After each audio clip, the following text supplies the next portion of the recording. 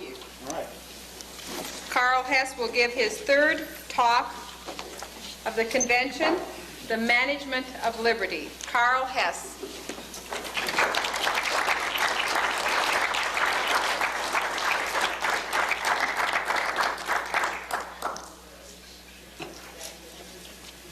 Well, this is about actual management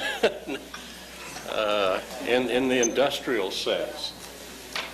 And a little history on that dismal subject. As you recall, the father of so-called modern management was an asshole named Taylor, who was at an industrial plant and looked out on the shop floor and understood that most of the people on the shop floor knew more about what was going on than he did. And so his great contribution to the 20th century was this invention. The only way for me to know more is for them to know less. And so he invented the modern management notion, which is that a manager needs to restrict the flow of information to everyone else in the project so that he may know more. So consequently, modern management has consisted of people who have become skilled at blocking the flow of information, because if they know it and no one else does, then they're powerful. If somebody else knows it, they've lost. And that has resulted in the dismal situation that most commentators are familiar with these days, the mismanagement of gigantic corporations like General Motors, and the executive feather bedding by administrators who simply want to hire more administrators to make themselves more important. Well, that sort of dumb management is quite possible. It's a luxury that can be afforded when there's very little competition, which has been true for most of our history, and when there's really, well, I guess that's the main thing, very little competition. The corporations, of course, were favored immensely by two fairly significant world wars and then some regional wars. They have been buoyed up by that. They've enjoyed incredible subsidies out of general tax funds. The automobile industry, principally, which enjoys the greatest the greatest subsidy of any industry, inasmuch as it has never had to pay for the road system, from which it benefits directly. Of course, everybody else has had to pay for it, including people who never use it. And this, despite the fact that a perfectly sensible series of toll roads existed prior to the entry of the public road system into the thing. Now, there's a slight digression there. An example of what happens when a state system supersedes the free market is the road system. And one of its great stultifying effects was that it blocked all new technologies. That is to say, as soon as the dirt roads and other privately owned roads were taken over by the road pavers and the general tax fund situation, the technology was stopped right in its tracks. With four-wheel vehicles, you can imagine what would have happened if the state highway system had not intervened. The thrust of technology would have been toward machines that would have operated more easily on dirt roads, for instance, or on no roads. So there would have the hovercraft immediately comes to mind as an obvious development, and of course helicopters, all sorts of aircraft. Not to mention, for those who are of a fanciful turn of mind, teleportation and such things as that. But state programs stultify and block technology, and so it did. I think much of it is attributable to this notion of modern management, in which, as I say, blocking the flow of information is crucial. One of the great contributions that the computer so-called revolution has made has been the characterological traits of the people involved in it. I commend to anyone who wants to read a really rousing libertarian history by a non-libertarian to read the book Hackers by Stanley Levy, who's the technology editor of Rolling Stone, so you knew you could count on him. And this book is a story of people whose, beginning with the Model Railroad Club at MIT, whose credo and goal in life was simply to unlock information. They had one enemy, and that was anything that stood in the way of the flow of information. Well, in the face of that, modern management had to start crumbling, I think. But there are many other things that have made modern management subject to change. One of the things is profit. That is to say, companies managed by MBAs and other information blockers have not done quite as well as companies managed by entrepreneurs or companies that are very little managed, as a matter of fact. So that a great development in modern management that is taking place today is demanaging industries and business. That is to say, moving the responsibility for decisions away from a central bureaucracy and down to the active units of production and of activity. Now, the examples range all over the place. I mean, high-tech companies are given to this form of management very easily because it's obvious that in anything that requires swift change, it does not pay to block any information, and it certainly doesn't pay to have a great administrative feather bedding, because the response times are simply too slow, and people's careers depend not on responding quickly to emergencies, but they depend simply on hiring people and on having status, in effect, being part of an institution rather than a process. So the range is very great. Now take, for instance, Dayton Hudson. It is a retailing company which many of you are familiar with. It has 90,000 employees and a corporate staff of 200. Well, that's a remarkable ratio. And it's based on the Dayton Hudson assumption that most people are honest, have an urge to be creative, and will, if permitted, be responsible for their own actions. And so Dayton Hudson and other companies that manage themselves or demanage themselves in this way, which I offer to you as being essentially libertarian in nature, take the position that policy is not as important as judgment. And this is really is part of a theme, I think, that you've detected in everything I've said over this period, that policy is ideology.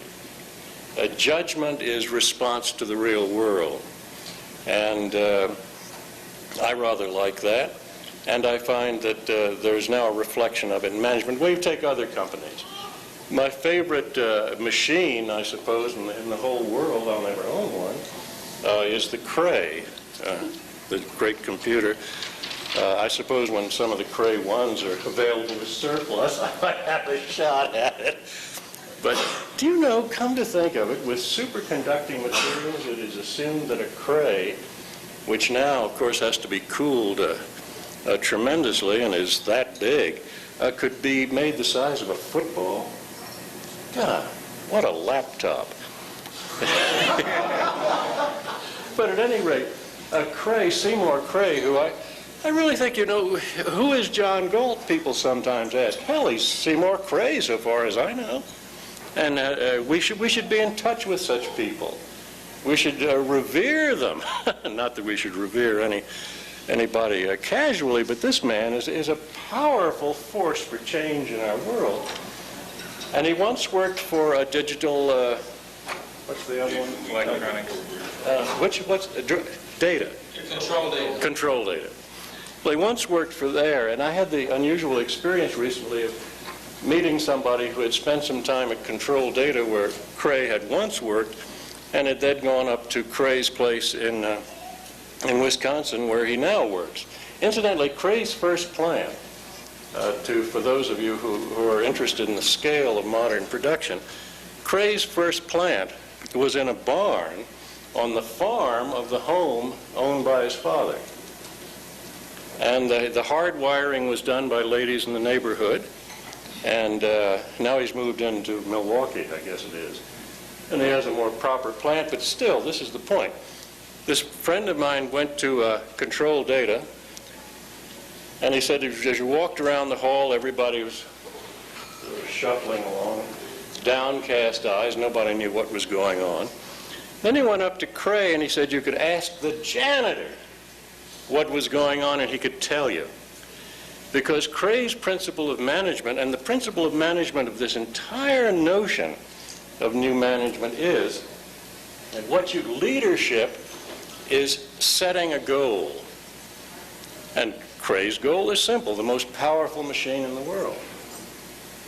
Then, having set the goal, you tell people, well, how about Thursday afternoon? Or something to that effect. And people who are motivated by their desire to do good work do it.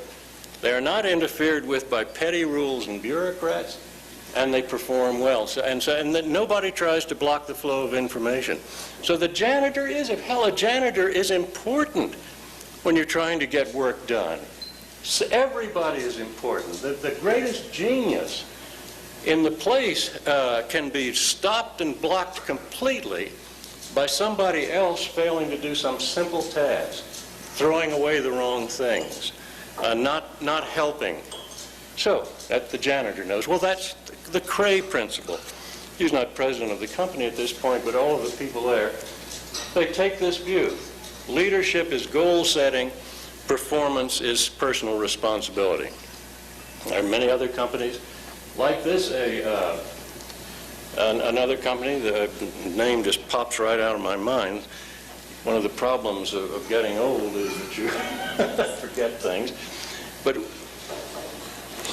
other companies have taken the view that you not only do that, but that you subdivide enterprises, assuming that for very important and particularly high technology work, you simply can't have huge organizations. You've got to know people.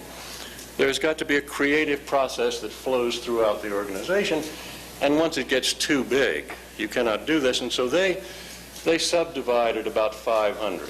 I have friends in Illinois who started their own software company, and they subdivided 100, assuming that you just, after 100, you've got to have somebody to keep track of the parking spaces, and then the whole thing goes to pot.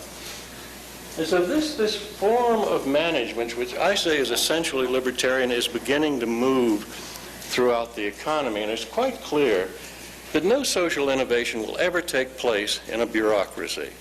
And of course, the great bureaucracies have proven that over time. So the place to look for change are in small, highly productive industrial and technical enterprises. I guess we're all familiar with the fact that the major steel companies in this country, dumb, brute big, idiotic companies, are out of the steel business pretty effectively, but that the mini mills, so-called mini mills in this country, are all making money hand over fist. And one of the curious side effects of mini mills is that part of the technology involves using electric melters, which are much less polluting than the old coke-fired systems. So it is almost inevitable that better in technology is defined as the most efficient uses of energy. One of the efficient uses of energy is not to have effluents. Waste is a misplaced resource. An ideal industrial operation would have zero waste. It would use everything. In China, and it seems sad that we have to learn sometimes from heathens, but nonetheless, it's a possibility. In China, one of the first movements in that country toward the free market involved the handling of waste. That is to say, in a factory, if workers could figure out a use for the waste product, it was given to them and they could, in effect, go into business for themselves. It would be tremendously useful, of course, for any American corporation to follow the same line. It certainly costs a lot less money than buying landfill space. But at any rate, that's the principle of management, is individual responsibility, of this new management. The publisher of my upcoming book, plug, which is called Capitalism for Kids, It's written for 10-year-olds because although you may find this an ungracious remark, I'm not convinced that it's worth talking to anybody much over 10 anymore.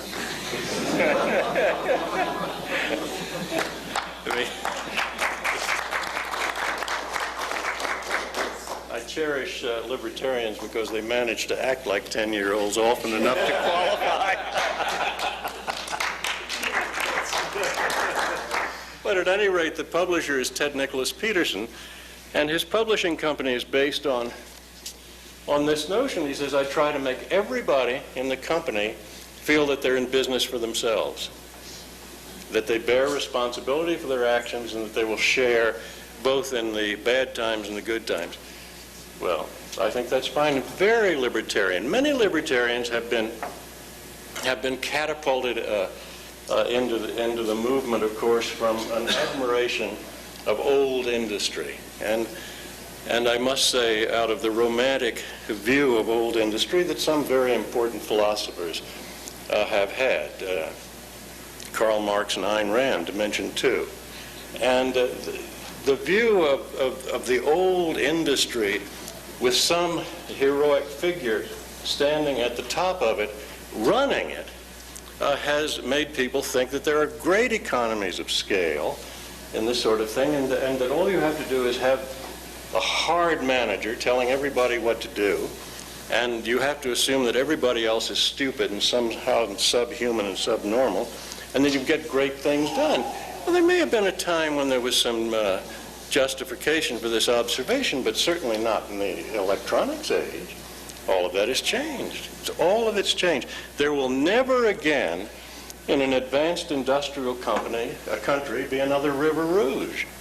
That sort of production is moving now to the third world, where it may be an appropriate stepping stone. As I mentioned the other day, the advanced industrial nations today mean advanced. That is, they have moved well beyond massive factory production and now face the responsibility, it seems to me, of staying solvent by doing highly customized work. I mean, how in the world? It may be that most automobiles of the mass production variety, as I've been saying, would be better produced in Korea. The wage rates are probably more suitable to mass production. But that doesn't mean that America just suddenly stops producing things. It means that they start producing their own 50 versions of the Rolls-Royce. And incidentally, Rolls-Royce is a fairly convincing tribute to the fact that a lot of people would rather have a cottage industry automobile than a mass-produced one. Now, people say, oh, but it costs so much. It doesn't cost much at all. It's a cheap automobile because you buy one Rolls-Royce for $140,000 and hand it on to your children, during which time your neighbor has bought how many $17,000 Chevrolets? Well, you know, it's a credit problem. If you could get proper financing, it would be. Well, it could be, but I mean, all of these things, and then there's the possibility. What would a Rolls-Royce without leather and without custom woodwork be like? How much could you sell it for? Suppose you rebuilt the Model T Ford today and sold it to people who wanted a high ground clearance and a cheap car. Suppose.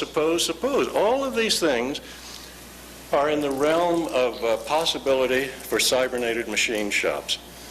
I know of one libertarian who's a state chairman, as a matter of fact, who is the proprietor of a very advanced and cybernated machine shop.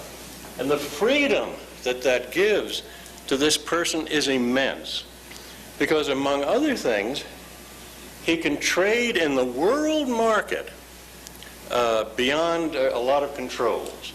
That is to say, if your own small-scale, self-managed, self-contained manufacturing unit, your freedom to trade in the world is greatly enhanced because, in effect, we think always of smuggling diamonds and gold. But of course, that's not all that is smuggled in the world, past the cruel barriers of the customs people. People smuggle tools, very usefully in the world.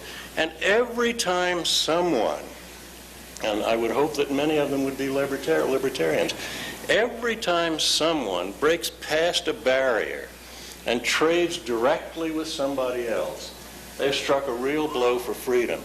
Every time a tool is transferred to someone who can use it productively, a blow is struck for freedom and against oppression, and certainly against state barriers. And this is all so useful, it seems to me. Well, back to management. Let me quote something. This is, I mentioned earlier that it's a good deal better to be lucky than smart. I base my career on that. And if just by luck, someone said, "Did you read the current issue of Success magazine?" I hadn't, and so there was one copy left. Luck again. And here's a magazine devoted to entrepreneurial activities that seems to have the word libertarian on virtually every single page. Just to cite you some things. Here's a young lady who, among other things, is absolutely gorgeous, come to think of it. And she's 21 years old. She has her own fashion design business. And here's the first description of her. She was a perfect, if extreme, example of the libertarian political philosophy. Unfettered capitalism combined with a purely personal definition of morality in which everything is okay as long as it doesn't hurt someone else. Well, isn't that something? And it goes on. It mentions her reading habits include The Fountainhead. She read when she was 14. And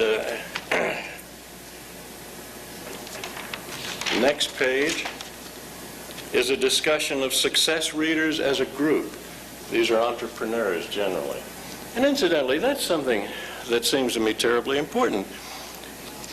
If libertarianism is entrepreneurism, really, because it suggests that people individually can change things, can work in their own behalf, and that they can be fair in dealing with people. And so here's success readers as a group, their characteristics and all. Down toward the end it said, readers defied easy stereotyping, but on the grounds that libertarianism is often associated with personal idealism, 77% of the respondents received perfect or near perfect libertarian scores. Here's a magazine. Are they on the mailing list? I don't recall any such thing. Should they be? Absolutely. We have so often turned our eyes to political magazines and felt that because we're a political party, that's all we should be doing. Not so. Not so. We're a political party that believes in economic liberty and individual liberty.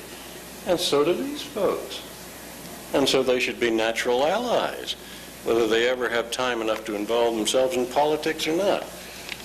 It's wonderful to see this. It just could be, you see, that the way things develop could be like this, that this entire management thing that I'm talking about brings a wave of libertarianism into the most productive industries in the country, the most productive businesses. At the same time, the Libertarian Party knocks on the doors of politics everywhere and keeps reminding people that there is an alternative and that there is a force that stands in the way of prosperity and that sort of thing. And this is all necessary. Everything that it can be done should be done. The notion that there is one way to salvation, one gimmick that will do it, any single device, is so silly. You wouldn't say that of any other facet of your life. You wouldn't say that you'd be one can opener and all of your can problems are solved forever. One car and that's all that's ever done. One anything. Nobody has won anything to solve their problems. One tool, you know what happens to combination tools. You buy something that says that it will unscrew things, unbolt them, saw them, whack them, and what happens? Lasts for one time. It's cute to look at, it's very clever, and you can use it once. What you need are all of the tools, and we need all of the tools One of the tools is this. If you have a business today, you should use that business to create libertarians as much as to create profits, I believe, if you want to. And how can you do that? Fire everybody on the premises who's a real goon. I mean, if a person won't assume responsibility for their actions, get rid of them. Say there's no room here for spectators. Either you're going to be a partner in this enterprise or out. Well, now, don't forget that means something for you, too. You've got to be prepared to share. That is to say, if people are doing part of the work, I think you need to get out of the old mindset that they are somehow your personal slaves, because it's getting less and less true. People are becoming skilled and mobile. And the days of loyal employees, thank goodness, are over. Nothing is more sad than the notion of a loyal employee. You want somebody who is good enough for somebody else to want. It's like in West Virginia. People say if young women aren't good enough for their kinfolk, they're...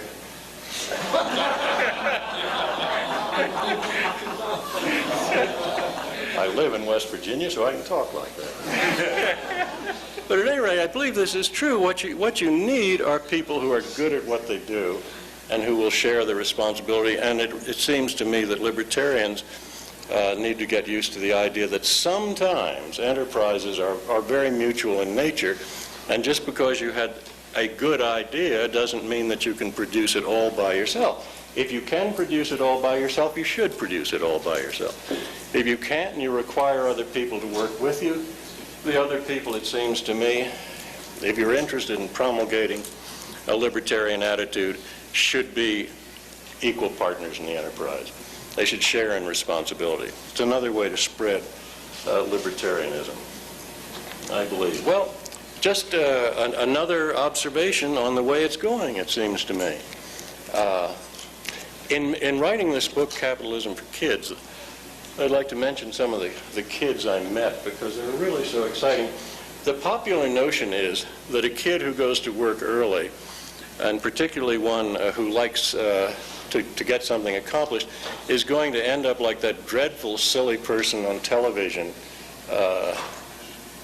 that Michael Fox plays. Isn't that his name? Yeah. Well, that's just absurd. You know, that kid's going to be you know he's going to go into politics eventually. I mean, his hero is not Boone Pickens or some other great man. His hero is Ronald Reagan, whose contribution to industrial technology is slight. So at any rate, the kids I met are kids like this. Completely unlike that. I met a 17-year-old in Wichita, Kansas, who's got 3 successful businesses going at the moment. And he casually mentioned that he thought he would buy a franchise just as his pension. He thought he'd buy his pension early. And I think that showed a good casual attitude. He wants to go to college, but not for credit. He's always been interested in Greek literature, so he thinks he'll go and study that. And now he's rich enough to do it on his own terms. In other words, he's understood that the university is a resource and that credentials are, if you take them seriously, it's because you're going into a business that takes them seriously, and you should watch out for such a business. So, and then my favorite trio, I think, were siblings of 8, 9, and 10. They had wanted to go to Disneyland. And because they had some decent upbringing at home, they didn't apply for a grant from the Endowment for the Humanities. They thought they'd have to work for it. I'm sure that they're being brought up by their mother. I'm sure that she was ostracized by the local Be Kind to Children people who do not think that children should ever work, which means that they think children are not capable of it, which means they think kids are stupid, which shows really, I think, a very an unhealthy attitude toward children. These kids decided to work for it. They set up a recycling business, and this was about 2 years ago. And they haven't gone to Disneyland yet because they're entirely too busy. They presented me with their business cards. And they told me about some of their tax problems. 8, 9, and 10. And now, were these kids, you know, sort of shriveled up, grim little monsters? No, they were happy and rollicking and having a great good time. And they'll be so healthy from now on because they can afford good dental care. And they can vacation in the south of France and other healthy places. And they're just wonderful. And all of the kids, I met kids, one kid said, I mean, he's about 15. He said, I was trying to figure out, he said, I like to do two things. I like rock music and I love to talk on the telephone. I mean, I don't understand the combination, but it's his. And so I said, how can I make a buck out of this? So he could do it all the time. So I got this idea. I'll become an entrepreneur booking rock bands into social events and disc jockeys. So he's on the phone all day, getting in touch with rock bands and people with social events and doing exactly what he said. And he said, also, he was so cute. He was talking to a group and he had a beeper. He pulled the beeper out, 15 years old. And he pulled the beeper out and he said, to a bunch of other kids, he said, see this? That little gadget made me $10,000 last year because he got things that he would have otherwise missed. Now, was he grim and, you know, was he a money grubber? No, he's a happy kid doing something. Doing good for other people. Doing good in the free market always does good for other people. Otherwise, you go broke. So I was so encouraged by this. I'm so enthused that writing the book was a great pleasure. And I hope to meet so many more kids like that. Now, do they lack charity? Absolutely not, because that's all they have to help people. They haven't even thought about the idea of instituting a new welfare program. I mean, their healthy notion of life is simply that when your neighbor needs help, you help your neighbor. That's simple. It's a very decent impulse. Most people have it. Charity has been knocked so much lately. I find that distressing. But I think it's coming back in style because it works and welfare doesn't. Well,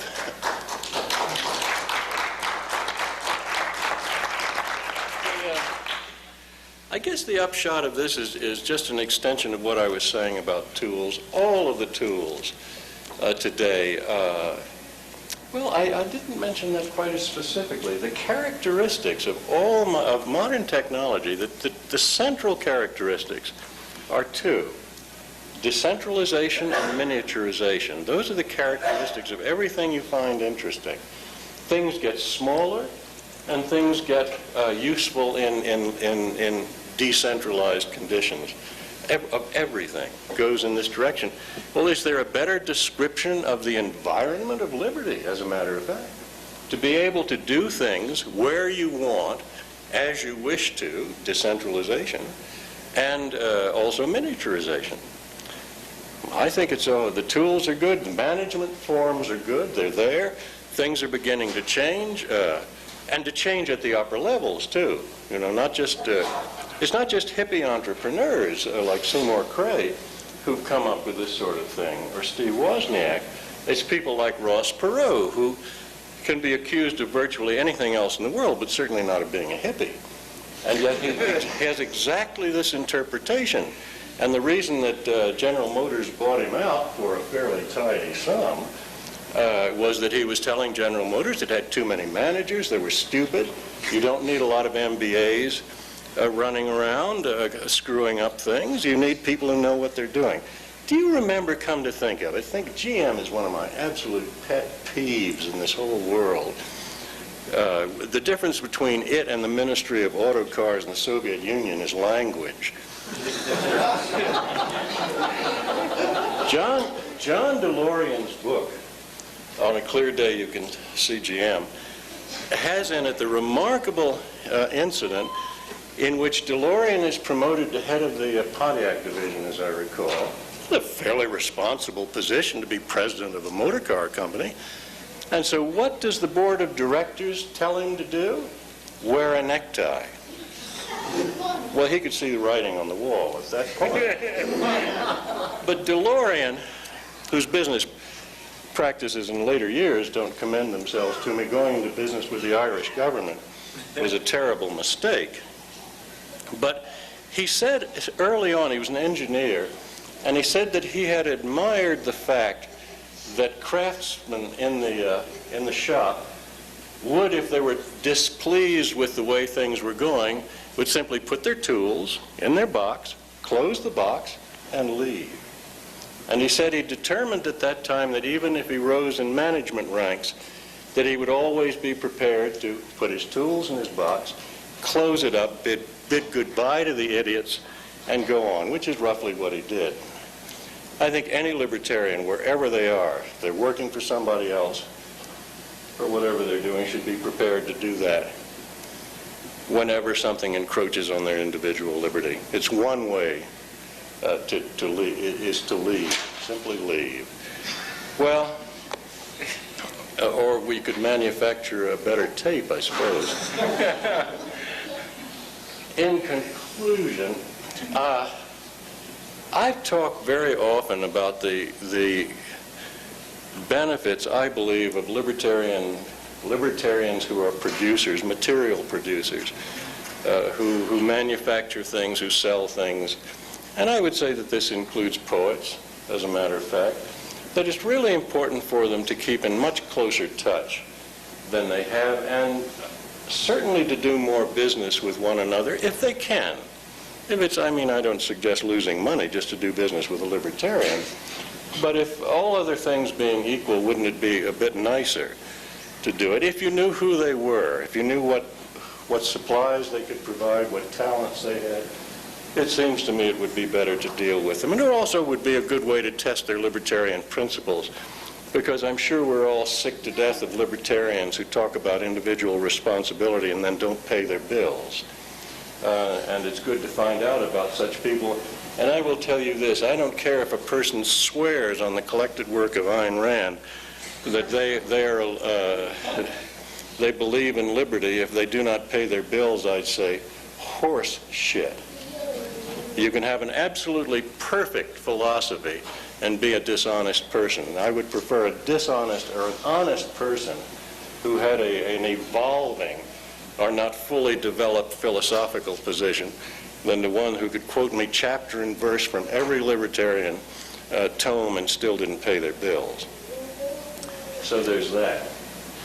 What else is there? I don't know what else there is. Are there any comments or questions? Yeah. Is it possible to reserve a few copies of this book when it comes in? Oh, I hope not. I expect every...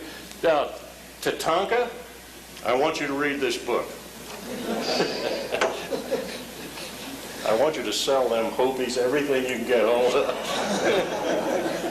I don't know. It's I don't know how they're going to distribute the thing. Ted Nicholas Peterson has... he built his publishing empire on books like How to Avoid Probate and all that sort of stuff, and I don't know how they do it. But I admire him, and I think that he'll do well, and I hope the book makes a lot of money. It won't make money for me. I'm not the contractor. I just wrote it. It's contracted with a little corporation somewhere in West Virginia, and it'll be out in the fall, I guess. Somebody, I was going to mention the thing that occurred to me, and I didn't get around to saying, was that I have heard while talking to someone, a person develop an authentically good and obviously, I think, has a good chance of being wildly profitable entrepreneurial idea. That's very important for libertarian media. There should be a segment of such gatherings. Even though we're here to talk politics, we should also understand that it's good to talk about this other business. If you can think of a new business, these are the people you should go in business with. And so I had this experience of someone, we were talking and a really good idea came up, Another one came up. This first one is proprietary, and I can't mention what it is, but the second one I'm sure is public in nature, and I just throw it up. We had talked earlier about the wonderful conviviality of children and computers. And someone made the very sensible suggestion. Would a private school, based on the notion that elementary school, that every child there would have their own computer, and that the first part of the process would be learning logo, and then going on into logic and so forth? Wouldn't that be a potentially attractive school? Well, I think there's something to be looked into along those lines. And as a libertarian activity, it has wonderful implications. Intelligent children are our hope for the future. Opposing state school, government schools is our hope for the present, future, everything. And making money is the way you can afford to do these things. So here possibly is an idea for a private school that would be very useful. I intend to try it if I possibly can. So, any other? Yeah. Do you think of the concept that some corporations are into about this dual ladder of innovators versus the organization? I don't know about it. Sounds interesting. I can't imagine. I think a corporation that admits that it has a lot of non-creative people on hand is in trouble, you see, because a non-creative... The problem is the other way around. A lot of creative people are not very good at organizational, social end of the business. Oh, you mean like being retail clerks? Well, no, like I was thinking of like the chemical business where you have chemists, you have people. Oh, I see, yeah. So you need several kinds of entrepreneurs, but certainly a dumb salesman is as dangerous as a dumb chemist. That is, they both should be creative. I mean, it is not necessary to be a chemist to be creative. And I think as a rule of thumb, I would say that a corporation that has, not knowing too much about it, this is a reckless interpretation, but I would say that a corporation that says that it has some non-creative people on hand and has a track for them would be well advised to get them out of the business. That if a person is non-creative, they not only can be, but should be replaced by a machine. Machines do it much better. Non-creative people should be available, I suppose, as a pool of house servants and that sort of thing, but not working with important tools, because machines can do it so much better. Human beings working with tools are justified in doing it only if they display all of the attributes of a human being: creativity, response to emergencies, flexibility, creativity, all of these things. Otherwise, a machine is much more decent to have a machine there. Anything that a machine can do, it should do. If a machine can do it, a person probably shouldn't do it because it's boring and silly. And there's so many other things. You know that, and people say, well, what do all of these non-creative people do? I don't know how many non-creative people there are in the world. We've never tested this thing because we don't give people a chance. You look at the very poorest neighborhoods and you say, well, what would happen to all of those poor people? I can tell you what would happen. If you took the poorest neighborhood in the densest city in the United States of America and you said, zap, you're a free market zone, there would be wealth created within the weekend. People would start doing things. But what happens if you're a poor person in a poor neighborhood and you want to start feeding people? You can't do it from the back of a station wagon. You can't do it in a basement. You can't do it on a push cart. You can't do it the way anybody used to be able to do it. You have to have stainless steel kitchen equipment. You have to bribe the building inspectors. You have to bribe everybody. The cost of getting into business is horrendous. And they say, oh, well, see, that means these people are stupid. You know, they have no ambition. They turn to crime. My God, I'd turn to crime too. If I had to bribe 15 building inspectors, it'd be easier to go rob from them or something. People get these lessons, so that's what I mean. Creativity is, we haven't tested it, people don't know much about it, And there may be some people who simply can't do much, and there's always been a niche for such people, usually in domestic service or in, I don't know, running elevators. Or what? They could run elevators at the Capitol. Well, that's, yeah, exactly, but who runs elevators in the Capitol building?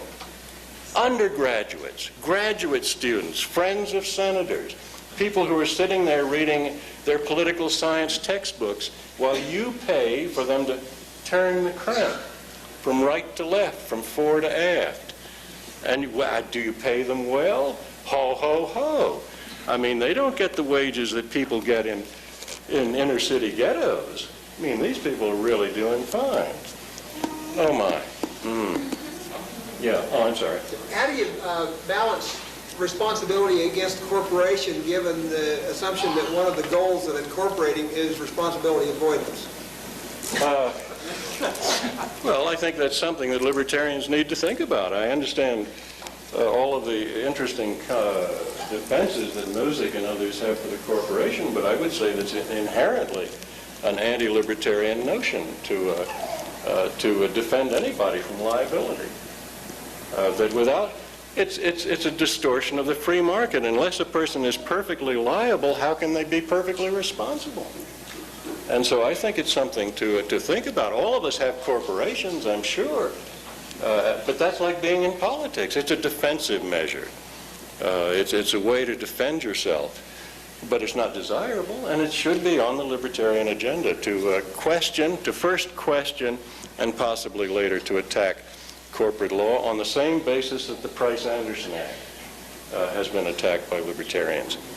Well, I guess we're through for this segment.